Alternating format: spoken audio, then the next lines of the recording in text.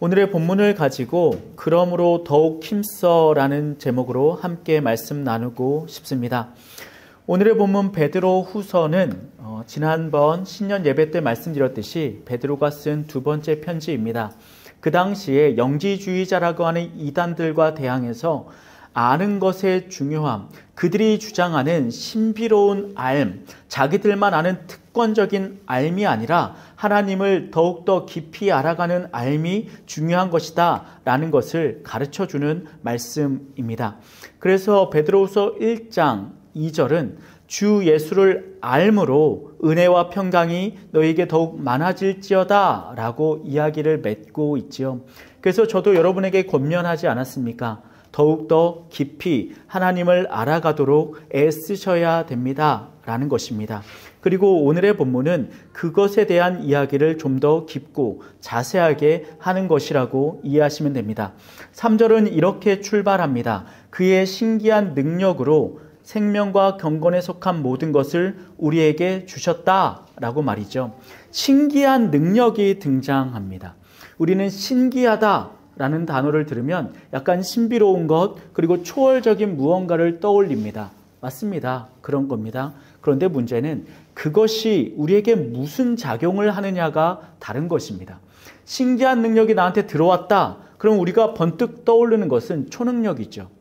막 벽을 통과한다든지 아니면 감춰진 것들을 본다든지 속마음을 깨뜬다든지 미래를 바라본다든지 병을 낫게 한다든지 이런 일들입니다. 그래서 우리나라에서는 성령 사역하는 사람들이 주로 어떤 일을 합니까?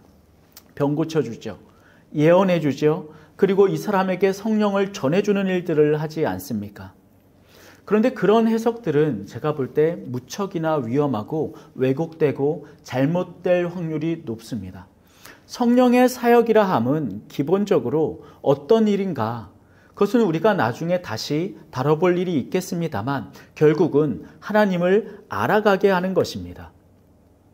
그렇다면 여기에 오는 신비한 능력은 우리한테 무엇을 주는 것일까요? 3절에 자세하게 설명되어 있죠. 생명과 경건에 속한 모든 것.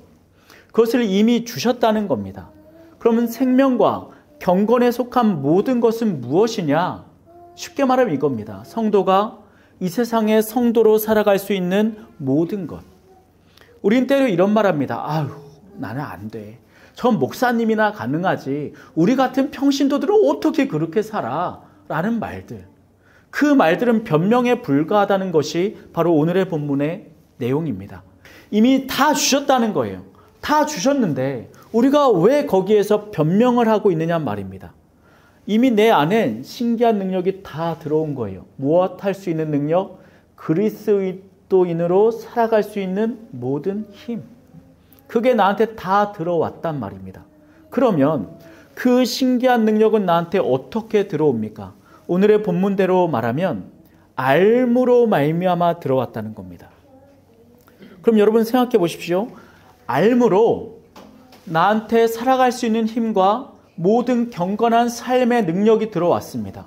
그럼 이 알은 내 머릿속에만 있는 지적인 유희가 아니에요. 내가 창세기부터 요한계시록까지 다 외운다.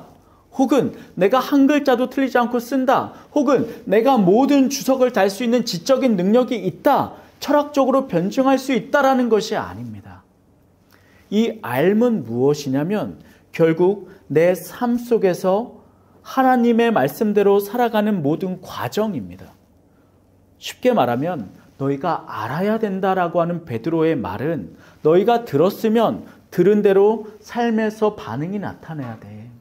너희가 읽었으면 읽은 대로 삶에서 반응이 나타나야 돼 라는 말입니다. 그러므로 여러분 이걸 기억하십시오. 안다는 단어에 속으시면 안 됩니다.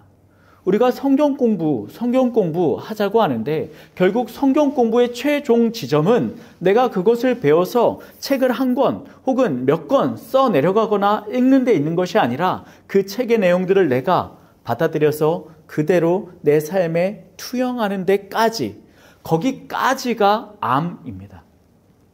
우리가 묵상이라는 거를 하죠. 한국에서는 묵상을 다른 말로 큐티라고 바꿔 말합니다. 큐, quiet, T, time. 큐티는 조용한 시간이다. 그래서 조용하게 아침에 만나서 말씀 한 절 읽고 내 마음에 감동되는 구절 밑줄 치고 그리고 하나님 감사합니다 하고 끝내는 시간이다. 물론 그것도 어떤 의미가 있겠습니다만 실제적인 묵상은 어디까지냐면 내 눈을 거쳐 내 머리에서 내 가슴에 와서 내 양팔과 다리로 흘러가는 과정인 것입니다. 이게 실제적으로 구약의 유대인들이 했던 묵상의 의미입니다. 저는 단순히 큐티에 머무르지 않길 바랍니다. 신앙이 고요하지 않길 바랍니다. 예배 시간에 고요하십시오. 세상에 나가서 불타오르셔야 된단 말입니다. 그러기에 알므로 말미암아 라는 말은 정적이고 고요하고 멈춰있는 것이 아니라 우리의 삶 속에 흘러가는 것이지요.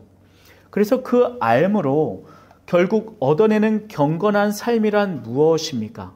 정욕을 이겨내는 삶입니다. 정욕을 이겨낸다, 내 욕망을 극복해낸다 라는 것이 왜 중요하냐면 우리는 때때로 정욕에 지기 때문입니다. 그리고 그것에 질 때마다 우리는 어떻게 생각하냐면 이거 봐, 난 안 돼. 이거 봐, 내 수준은 이만큼이야 라고 생각한단 말입니다.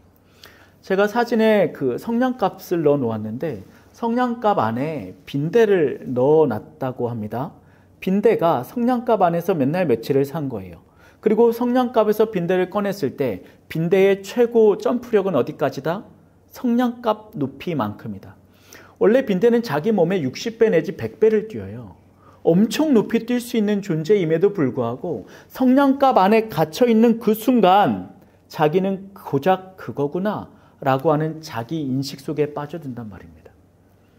제가 여러분에게 권면하고 싶습니다. 다시는 그런 말 하지 마십시오. 아유, 목사님이니까 저렇게 살지. 우리 같은 사람들은 저렇게 못 살아. 야, 어떻게 우리가 말씀대로 살아. 또한 야, 이제 내 나이에 뭐래. 야, 이제 내 나이쯤 됐으면 뒤에 앉아서 기도나 해주고 물질로 헌금이나 하는 거지. 내가 뭘 하겠어. 라는 말들. 이런 말들이 한국교회를 썩어지게 만듭니다. 여러분 정신 차리십시오. 부끄러워할 때가 아닙니다. 체면을 차릴 때가 아닙니다. 한 번의 예배가 내 삶의 귀중한 순간이라는 것을 제대로 깨닫는다면 우리가 나태하게 방만하게 예배를 드릴 기회가 없단 말입니다. 어떻게 그러하겠습니까? 매 순간순간이 나에게 보물이고 보석이라면 이 성냥갑에서 뛰쳐나가려고 애를 쓸지언정 이 성냥갑 안에서 안락함을 누리시겠습니까? 그럴 수 없다는 겁니다. 그래서 베드로는 오늘의 본문에서 이 말을 씁니다. 그러므로 더욱 힘써라 라고 말하죠. 5절입니다. 그러므로 너희가 더욱 힘써 너희 믿음의 덕의 지식을, 지식의 절제를, 절제의 인내를, 인내의 경건을, 경건의 형제 우애를, 형제 우애의 사랑을 더하라. 아멘. 저는 이 말이 참 멋진 것 같습니다. 그러므로 더욱 힘써라. 현실은 시궁창인데 베드로는 그 성도들에게 그 속에서 파묻혀서 자기의 한계를 규정하고 있는 성도들에게 이 말하는 겁니다. 더욱 힘써야 돼. 왜? 너 안엔 대단한 잠재력이 있어. 그 잠재력은 너의 것이 아니라 하나님이 주신 신기한 능력이다. 이 말하는 겁니다. 애벌레가 기어가면요 정말 하찮아 보입니다. 그런데 애벌레는 왜 그렇게 열심히 기어다니고 나뭇잎을 갉아먹을까요? 본능적으로 아는 겁니다. 내 안엔 나비가 있다는 것을. 나비가 있다는 걸 모르는 애벌레라면 나 왜 이따위로 태어났어? 왜 나 이렇게 땅에 기어다녀? 야, 나 뭐 이따위의 모양이야? 징그럽고 볼품없고 힘도 없어. 그러고 멈춰버린다면 어떻게 되겠습니까? 그대로 굶어 죽는 겁니다. 근데 기억하십시오. 애벌레 안엔 나비가 있습니다. 애벌레가 발버둥치고 그렇게 힘을 썼기에 그는 드디어 껍질을 깨고 날개를 펼치고 날아가는 겁니다.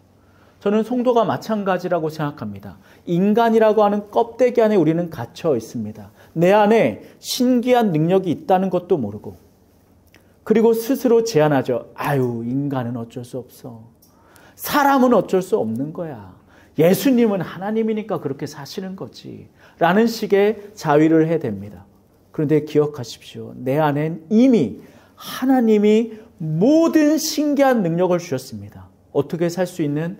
말씀대로 경건하게 살아갈 수 있는 모든 능력을 주신 겁니다. 그렇죠. 우리한테 베드로는 무엇을 요구합니까? 믿음은 덕을 이라고 말합니다. 믿음은 여러분들 다 아시는 거죠. 믿음은 우리가 애써서 얻는 것이 아니다. 우리가 로마서에서 이미 나누지 않았습니까? 믿음은 하나님이 우리에게 주신 것입니다. 믿음은 모든 신앙의 여정의 첫 걸음입니다. 자, 믿음이 가진 사람들이 덕을 가져야 된다라고 말합니다. 그럼 여기서 말하는 덕이 무엇이겠는가? 우리는 덕이라고 하면 좀 좋게 사는 거, 착하게 사는 거, 선행 이렇게 이해하는 경우가 많습니다. 그런데 그거 맞습니다. 다른 점은 세상적으로 이해하는 덕, 선한 삶과 다르게 오늘의 본문에서 말하는 덕, 이것은 초월적인 높이, 초월적인 기준을 가지고 있단 말입니다. 자로 쟀을 때 세상의 것들은 요만큼만 돼도 야, 저 사람 착하다, 깨끗하다 라고 인식할 수 있습니다만 기독교인은 이 정도에서 멈추는 것이 아니란 말입니다. 초월적인 겁니다. 어디까지? 주 예수 그리스도에게 닿을 때까지. 오늘의 본문의 덕이 헬라어로 아르떼입니다. 아르떼라는 덕은 단순히 착한 일 조금 하는 게 아닙니다. 이 세상과는 다른 선행으로 그의 삶이 채워진 것을 아르떼라고 하는 겁니다. 우리는 교회입니다. 기독교인의 삶, 교회의 모습이 세상의 선행, 세상의 선함과 비슷하다면 그것은 선이 아닙니다. 그것은 아르떼라고 할 수 없는 겁니다. 제가 어떤 장로님한테 이런 말을 들은 적이 있습니다.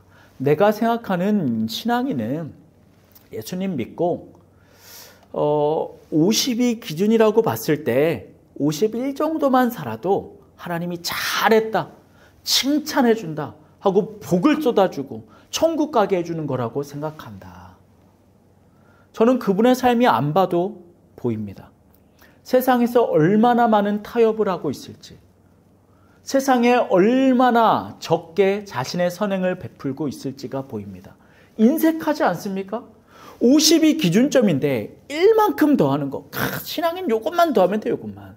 우리가 어떻게 예수님처럼 해?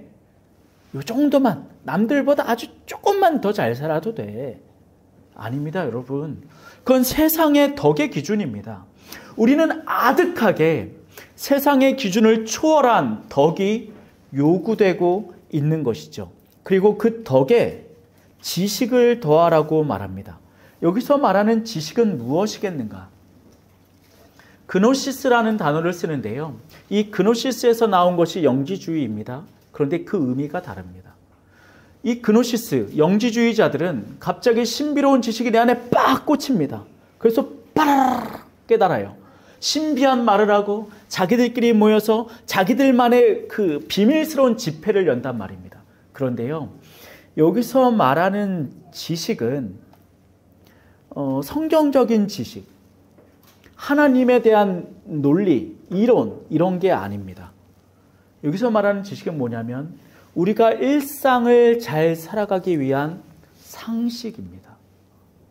그래서 여러분에게 권면하고 싶습니다. 여러분, 책 많이 보십시오.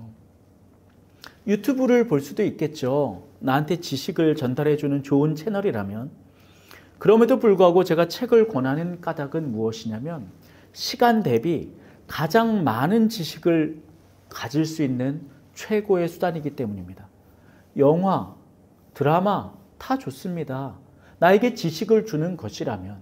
그런데 우리가 소비하는 것들을 보십시오. 역사와 철학과 교양에 대한 지식을 소비하고 계십니까? 그런 드라마가 있던가요? 그런 유튜브가 과연 몇 개나 됩니까? 음식 잔뜩 쌓아놓고 이거 몇 분 안에 얼마나 많이 먹나. 와, 많이 먹는다, 많이 먹는다. 그런 것 아닙니까? 정치적인 극단에 있는 사람들이 서로를 비방하는 것 보고 야, 저거 봐, 저거 봐, 저거 봐. 그게 우리나라의 유튜브를 장악하고 있지 않느냐 말입니다. 좋은 거 많습니다. 유익한 거 많다니까요. 신앙인은 그래서요, 교양이 있어야 됩니다. 신앙인은 그래서 인간으로서 이 땅 가운데 바른 선택을 할 수 있어야 됩니다. 이 시대에 일어나는 기독교의 구구화된 일들은 제가 볼 때 이 사람들의 멍청함에 있습니다. 역사를 모르고 정치를 모르고 철학을 몰랐던 것 같습니다. 아니, 역사를 제대로 알았는데 뉴라이트 역사관에 빠진다? 그거 제정신 아닙니다. 그럼 물어보십시다. 뉴라이트 세계관에 빠지지 않은 여러분은 무슨 역사관을 가지고 계십니까? 제가 볼 때 한국 기독교는 둘 중에 하나입니다. 극단적인 우파와 근거와 이론과 배경이 없이 야, 저 바보들이야, 멍청이들이야 비난하고 힐난하는 사람들. 누구도 이것을 설명할 줄 모릅니다. 이게 이러이러해서 잘못된 거야. 그러니까 한국 개신교는 이러이러해서 저렇게 나가야 돼라고 말하지 않습니다. 제가 볼 때 한국 기독교가 딱 영지주의자입니다. 백날 기도나 시키고 성령 받아라, 방언이나 하고 우리가 병 낫게 해줄게, 우리 교회에 와라. 이런 거죠. 좀만 지적인 이야기, 좀만 상식적인 이야기 하면 다 눈이 감깁니다. 아, 저런 얘기 뭐하러 하는 거야. 아, 성경 얘기나 하지 왜 저딴 소리를 하는 거야. 복 받으라고나 하지 무슨 저런 철학적인 이야기를 하고 무슨 저런 역사적인 얘기를 하고 문학을 왜 다루는 거야. 여러분, 그건요, 신앙을 가지기 이전에 인간으로서의 기본입니다. 인문학이 뭡니까? 인간적인 최소한의 상식 아닙니까?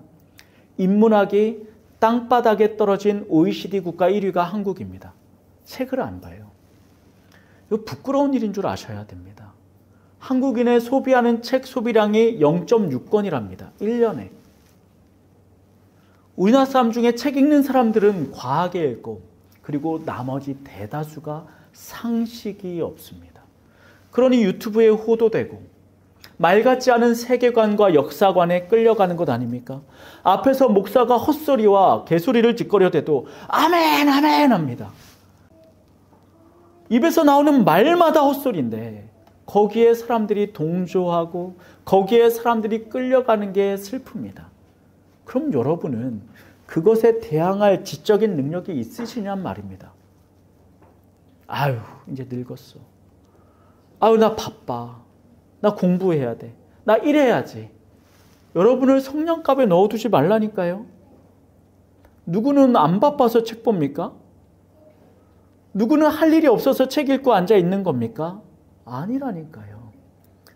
기독교인이라면 지식과 상식을 쌓으십시오. 자, 그 지식을 가진 것에 절제를 더하셔야 됩니다.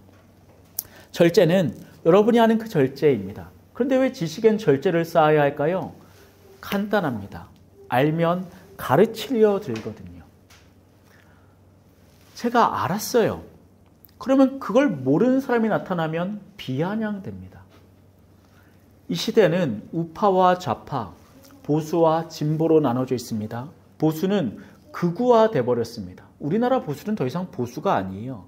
그러니 이것을 파악한 젊은이들은 진보 진영에 섭니다.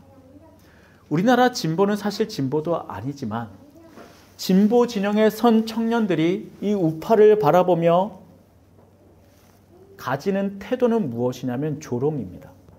아유, 저 멍청이들, 저 틀딱들, 가스통들, 저 머저리들. 윗세대들에 대한 비아냥과 조롱으로 가득 차 있습니다. 왜? 난 알거든요. 근데 저 사람들은 모르거든요. 어우, 저 멍청이들.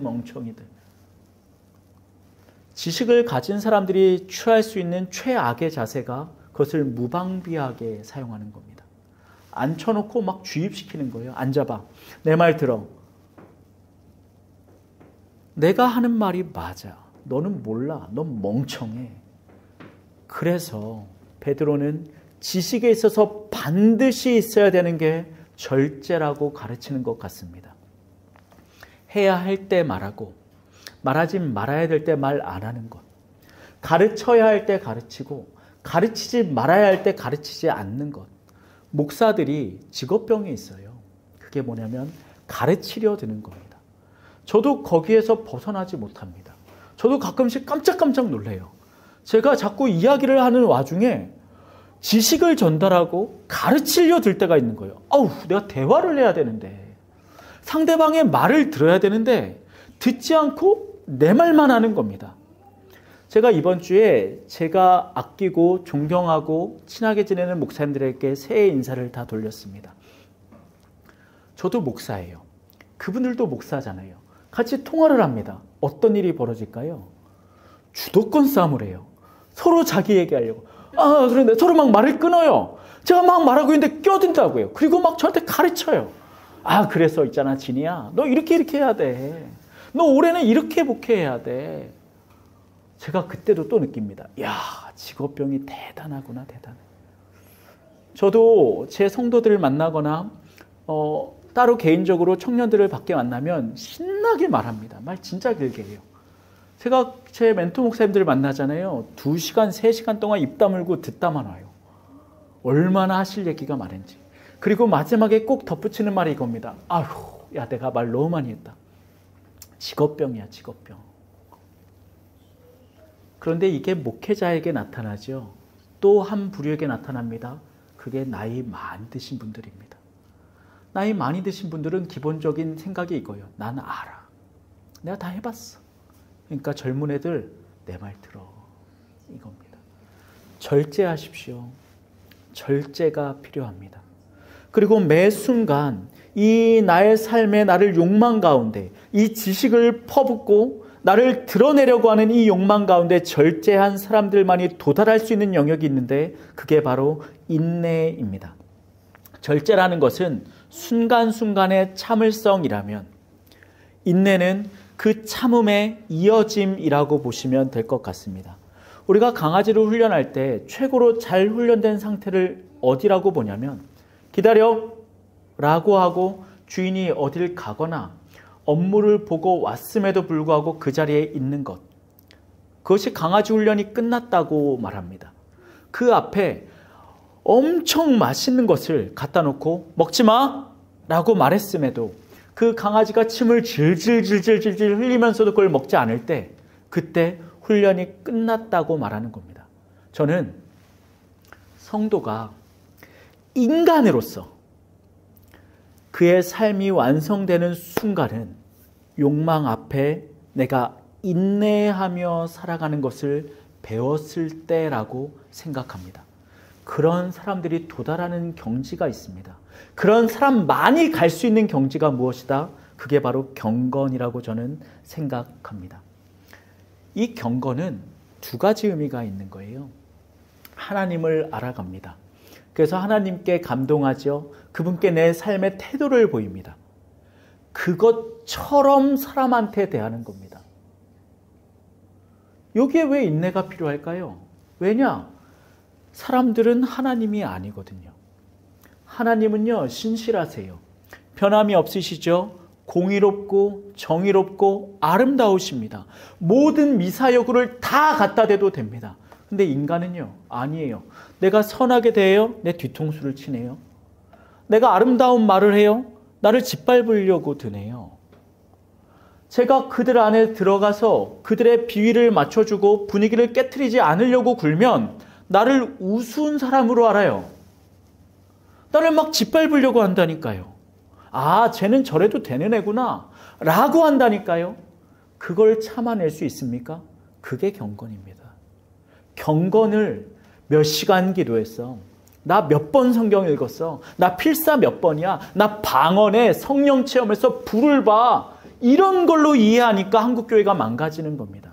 경건은 내가 하나님께 대했던 예배의 태도처럼 사람에게 대하는 겁니다.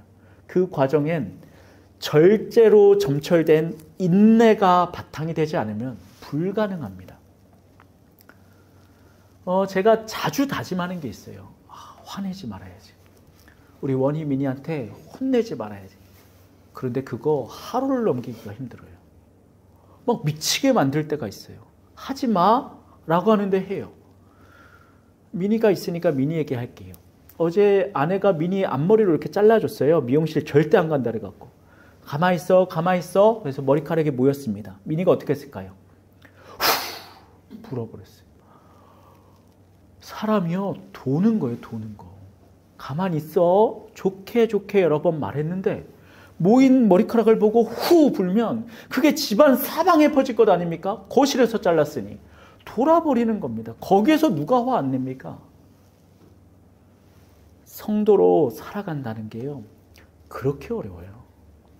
쉬운 게 아니에요. 그런데 그걸 해낸 사람만이 말할 수 있는 게 있습니다. 그게 형제 우애입니다. 여기서 형제 우애라는 것은 진짜 형제들끼리 사이좋게 지내라 이런 말이 아니에요. 그 형제는 인간적인 관계의 형제요. 교회 안에서는 통용되지 않는 관계입니다. 제가 있었던 예수전도단에서는 근무했던 게 있어요. 그게 SR이란 관계입니다.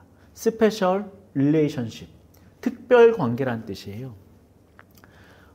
영어로 좋게 말했지만 멋지게 말했지만 결론은 이 예수전도단 안에서 연애하지 말라는 겁니다. 그리고 예수전도단 활동 제대로 하려면 대학교 4학년 때까지는 연애하지 말아라 라는 겁니다. 왜냐? 특별한 관계가 세워져 버리면 그 둘만 노니까. 나머지는 배제되거든요. 교회 가족끼리 다니면서 가족이 너무 친한 경우가 SR이 되는 겁니다. 누구도 그 사이에 들어가질 못해요. 제가 있었던 몇몇 청년회와 학생회들은 몇몇 아이들이 너무 친해요. 그럼 다른 아이들이 새로 와요? 못 버티고 튕겨져 나가요. 그들끼리 너무 자기들만 사랑하는 거예요. SR. 이 SR이 가장 위험한 관계가 교회 안에 가족입니다. 그러니 이 본문이 그 형제를, 혈연 관계의 형제를 말하는 것일까요? 아니라고요. 그럼 무엇을 말하는가? 형제와 자매로 불리는 우리 공동체를 말하는 겁니다. 형제님, 자매님 이라고 부를 수 있는 자격은 누구에게 있습니까? 경건한 자에게 있는 겁니다.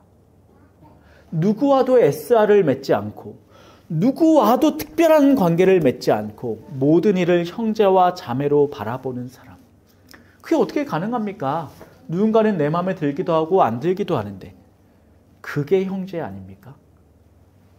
저는 저희 형이랑 극과 극의 사람입니다. 제가 하늘의 이야기를 할 때 저희 형은 땅의 이야기를 합니다. 제가 하나님에 대한 이야기를 할 때 저희 형은 돈에 대한 이야기를 합니다. 그런데 이 둘은 너무 다르지만 떨어질 수 없습니다. 같이 살아요. 얼굴 보고 밥 먹고 이야기하고 삽니다. 왜? 형제니까. 교회가 그렇다는 거예요. 교회 안에 내 구미에 맞지 않는 사람이 있을 수 있죠. 떨어질 수 없다는 거예요. 언제? 성도인 한. 그도 성도이고 나도 성도인 한 우리는 한 가족입니다. 자, 그런 사람들이 궁극적으로 도달하는 지점이 바로 사랑입니다. 기독교는요, 사랑의 종교입니다.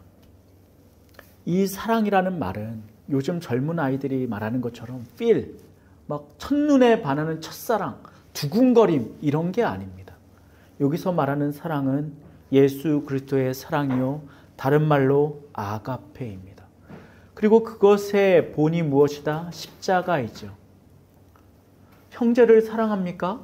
그러면 희생해 주십시오.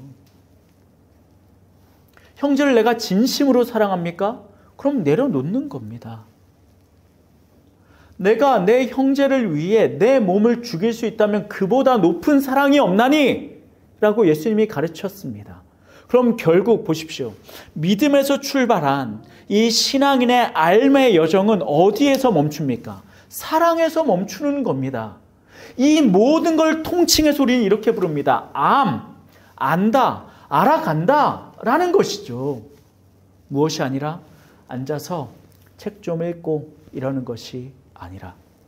그래서 오늘의 본문은 계속해서 아는 것에 대해서 말합니다. 특별히 예수를 아는 지식이죠. 오늘의 본문을 좀 더 살펴보겠습니다. 8절입니다. 이런 것이 너희에게 있어 흡족한즉 너희로 우리 주 예수 그리스도를 알기에 게으르지 않고 열매 없는 자가 되지 않게 하려니와. 아멘. 예수를 아는 지식, 예수를 알아가야 되는데 거기에 반드시 있어야 되는 게 무엇이다? 게으르지 않아야 된다라는 겁니다. 그걸 열심히 키워가라는 거예요. 앞서 말한 믿음부터 사랑에 이르는 그 항목들에 있어서 게으르지 않고 열심히 노력하라는 거예요. 누구처럼? 내 안엔 나비가 있으니 껍질을 깨겠다는 마음으로 살아가는 애벌레처럼. 그러면 열매가 맺힌다는 겁니다. 근데 여기서 말하는 게으르다는 말이 원어로 살펴보면 다른 뜻이 있는데 고장났다라는 뜻이 있습니다. 무슨 말인가 하니 성도들이 신앙생활에 있어서 게을러요? 그 사람들은 고장난 신앙인이라는 거예요. 제대로 된 신앙인이 아니라는 겁니다. 그럼 물어보십시다. 고장난 자동차는 자동차입니까? 폐차시키는 고철이죠. 고장난 시계는 시계입니까? 시간이 맞질 않는데 그건 쓰레기라고 부르는 겁니다. 동일합니다. 고장난 성도는 성도입니까? 아니라는 겁니다. 이거 무척 무섭고도 엄미한 이야기입니다. 성경이 말하는 성도의 기준은 너무 높습니다. 우리는 교회에 그냥 앉아만 있어도 성도님이라고 부르죠. 그 칭호는 쉽게 얻을 수 있는 게 아닙니다. 성자가 무슨 성자입니까? 거룩할 성자입니다. 도는요, 물이 아닙니까? 거룩한 물이입니다. 내가 거룩하질 않는데 나를 왜 성도라고 부릅니까? 그런데 그 성도라고 나를 부르다 보니 내 스스로 착각하는 겁니다. 아, 내가 성도구나. 난 아무런 믿음도 없는데 주변에서 날 집사라고 부르다 보니 아, 내가 믿음이 있는 거구나. 이런 게 믿음이 있는 거구나. 나는 아무런 신앙적인 태도가 없는데 권사와 장로로 부르니 아, 이렇게 하는 게 신앙생활이구나라고 착각한다니까요. 그 안타까운 현실이 뭡니까? 앉아있으면 예배인 줄 아는 겁니다. 헌금 내면 내 할 도리를 다 한 줄 아는 겁니다. 거기서 플러스 알파, 교회 청소 좀 하고 밥 좀 짓고 당회장실 정리 좀 하면 아, 나 이제 복 많이 받는 거구나 라는 식의 이야기들입니다. 사랑하는 성도 여러분들, 게으르지 말아야 됩니다. 시간은 유한합니다. 금방 흘러가죠. 어떤 사람이 계산을 해봤습니다. 인생이 얼마나 짧은가. 100년을 산다고 쳤을 때 인간에게 주어진 시간은 36,500일입니다. 맞죠? 그런데 대부분 100살까지 못 살아요. 그러니 대부분 3만 일 정도 산다고 합니다. 3만 일밖에 안 되는 거예요. 그리고 이 중에 많은 분들은 벌써 많은 날들을 썼습니다. 시간이 없다고요. 그런데 나는 여전히 성냥갑 안에 갇혀서 이게 내 한계야. 난 여기에서 못 벗어나지 라고 생각하실 거냔 말입니다. 그러지 마십시오. 제가 재작년에 산 책 중에 여러 번 반복해서 읽는 책이 있습니다. 그것은 글씨를 몰랐던 할머니가 글씨를 배워 자신의 일기를 써 내려간 걸 모아놓은 겁니다. 시골 산 구석에 누구도 알아주지 않는 곳에서 홀로 사는 할머니가 글씨를 배운 것으로 이렇게 써 내려간 일기가 책으로 모여질 줄 누가 압니까? 만약에 그 할머니가 이렇게 생각했다 쳐보십시다. 아유, 이 나이에 뭔 글씨를 배워. 야, 평생 글씨 안 배우고 잘 살았는데 뭔 글씨를 배워. 야, 이 나이에 무슨 일기를 써. 귀찮아 죽겠는데. 야, 이 나이에 무슨 책을 내, 책을. 그랬다면 그 명작은 우리에게 주어질 수 없었을 겁니다. 한계를 정하지 마십시오. 우리가 지난번에도 말씀드렸듯이 무모하게 가는 겁니다.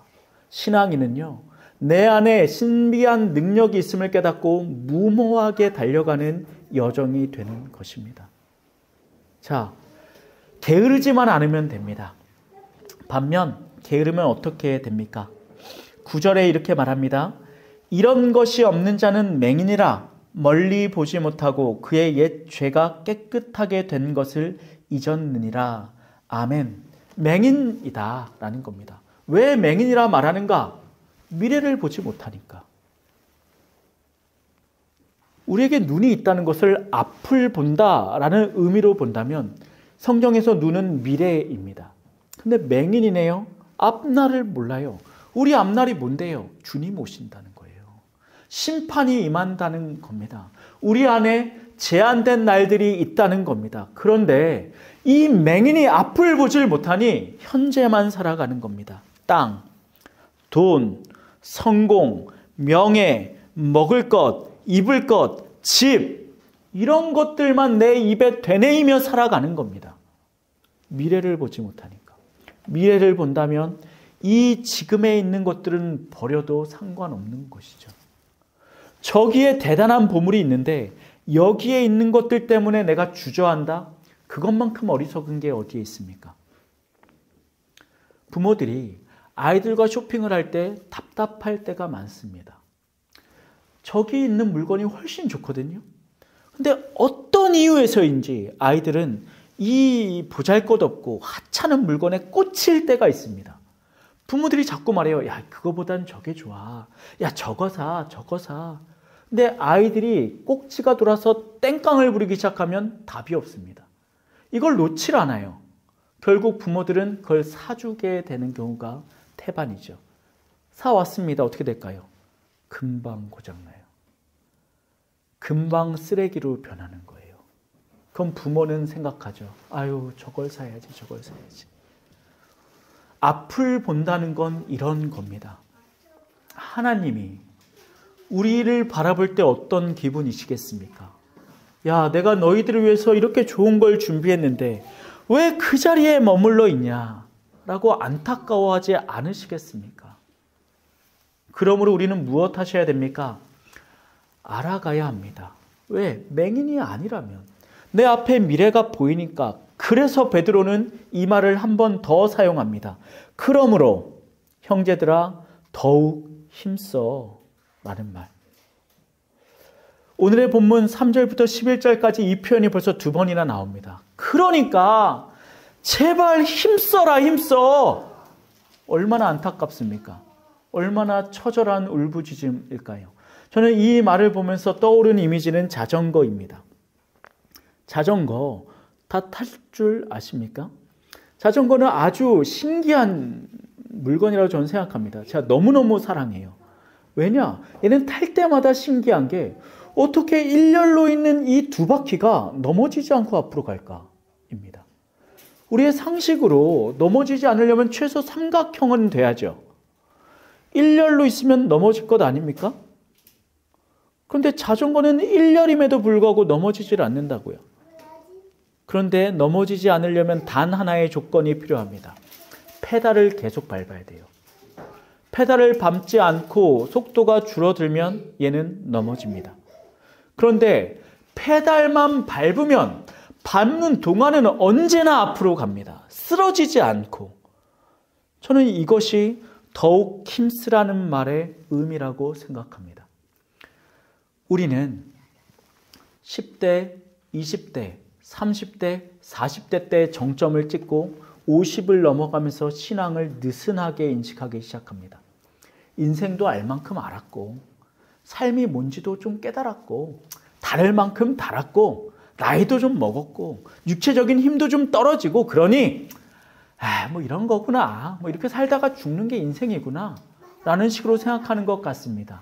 그런데 인생과 신앙은 다른 겁니다. 인생을 살아가는 건 세상의 사람들이요. 순례자로 살아가는 신앙인은 다른 이야기란 말입니다. 우리는 세상에 살아가는 인생이 아닙니다. 우리는 순례자로 살아가는 신앙인들입니다. 이 신앙인은 꼬린 지점에 도달할 때까지 멈추지 않는 것입니다. 그러기 위해서 우리는 무엇해야 합니까? 더욱 힘써야 합니다. 그리고 그 힘쓴 여정을 통해 우리는 자연스럽게 열매를 맛보게 되죠. 믿음의 열매. 그 믿음의 열매는요, 수의 부흥이 아닙니다. 우리는 열매 맺었다라는 말을 수적으로 계산하는데 그 믿음의 열매는 결국 무엇일까요? 설교를 잘 따라오신 분들은 인식하실 게 있습니다. 그게 바로 사랑입니다. 무슨 사랑? 나를 타자를 위해 십자가에 매달 수 있는 사랑. 그게 열매 맺는 겁니다.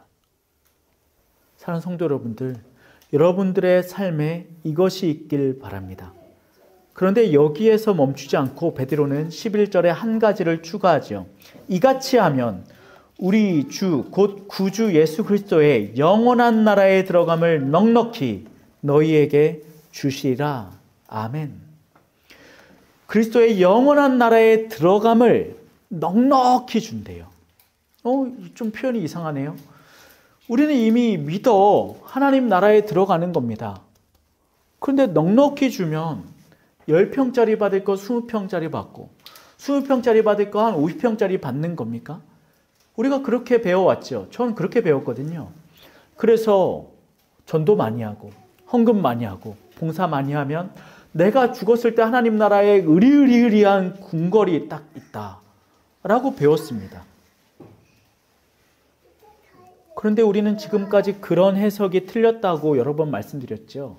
그러면 오늘의 본문에서 말하는 넉넉히 주겠다라는 것은 무엇일까? 이렇게 이해하시면 됩니다. 우리는 믿습니다. 고로 하나님 나라에 들어갑니다. 그런데 이 열매를 맺는 사람들은 이 삶 내내 우리가 알므로 얻어낸 생활, 인생 내내 복을 받게 된다는 겁니다. 우리가 감당할 수 없는 큰 복. 그러면 복이 뭘까? 하나님과 동행하는 것. 성경에서 말하는 복은 늘 하나입니다. 돈 많이 버는 거, 자식 많이 낳는 거? 아니요. 하나님과 동행하는 것. 그게 복입니다. 그러면요, 우리의 인생 내내 하나님이 나와 함께 계신 겁니다. 그걸 내가 체험하는 거예요. 내가 실질적으로 인식하는 거예요. 와, 하나님이 내 안에 계시는구나. 계시는구나. 베니힌이라고 하는 성령 사역자가 있습니다. 이분이 좀 약간 극단까지 가서 문제가 될 때도 있었습니다만 그분이 쓴 저서 중에 안녕하세요 성령님이라는 책이 우리나라의 베스트셀러였었거든요. 거기에서도 저는 좀 느낄 게 있다고 생각합니다. 베니힌 목사님 아침에 눈을 딱 떠요. 그러면 성령님의 임재를 온몸으로 체험하는 겁니다. 그래서 그분이 제일 먼저 입에서 터져 나오는 말이 뭔지 아십니까? 안녕하세요 성령님. 이거랍니다. 여러분이 아침에 눈을 뜰 때 여러분은 어떻게 뜨십니까? 아우 찌뿌둥해. 아우 피곤해. 또 출근해야 돼. 지긋지긋해. 라는 말들로 채워져 있습니까? 안 그러시길 축원합니다. 하나님의 임재가 느껴지시길 소원합니다. 저는 안 되던데요. 하나님의 임재가 저한테 없던데요. 데이비드 브레이너드라고 하는 아메리카 인디언들 선교사가 있었습니다. 이분이 아침에 일어나요. 베니힌 목사님처럼 성령의 충만한 임재를 만끽할 때가 있었습니다. 그런데 어느 날은 그럴 때가 없던 거예요. 그러니까 이 선교사님이 어떻게 했냐? 그 임재가 있을 때까지 기도합니다. 하나님, 오늘 내가 하나님의 임재가 느껴지질 않습니다. 하나님의 임재를 체험하게 도와 주시옵소서. 이것이 여러분의 삶의 패턴이었으면 좋겠습니다. 아침에 일어나 하나님의 임재를 만끽하셨으면 좋겠습니다. 우리가 하나님을 알므로, 예수 그리스도를 알므로, 믿음에서 사랑에 도달함으로 하나님의 임재가 그 넉넉한 복이 우리의 삶 가운데 있었으면 좋겠습니다. 그런데 만약 그것이 느껴지지 않고 없다면 그것이 느껴질 수 있도록 기도하시길 바랍니다. 하나님, 나는 교회를 다닙니다. 내 스스로는 예수를 믿는다고 생각합니다. 내 안엔 성도로서의 자각이 있습니다. 그런데 내가 예수가 느껴지지가 않습니다. 기도하셔야 됩니다. 이것이 신앙입니다. 녹록하지 않죠. 쉽지가 않습니다. 이런 건 목사들이나 하는 거라고요? 아닐걸요? 왜요? 베드로는 이걸 일반 성도들한테 보내고 있거든요. 그 당시에 교인들에게 돌려 읽으라며 쓴 편지거든요.